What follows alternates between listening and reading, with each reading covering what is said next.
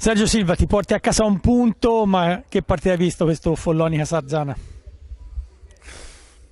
Siamo sempre stati a rincorrere, poi la voglia, comunque l'impegno eh, dei ragazzi non posso dire niente perché se pareggi una partita così alla fine vuol dire che quello c'è stato, poi c'è tanto altro da lavorare perché penso che possiamo fare molto meglio. Sì, tra l'altro il Sarzana, insomma, è una squadra combattiva che ha trovato subito il vantaggio e poi è rimasto sempre avanti, quindi Follonica, come hai detto, ha dovuto sempre inseguire.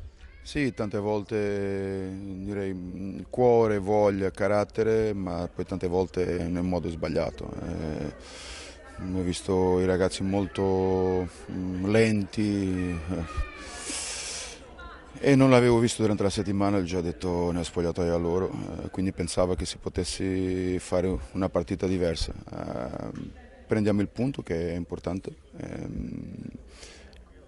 Ma siamo anche consapevoli che c'è ancora tanto da lavorare e da migliorare perché penso che questa squadra ha tanta margine di miglioramento.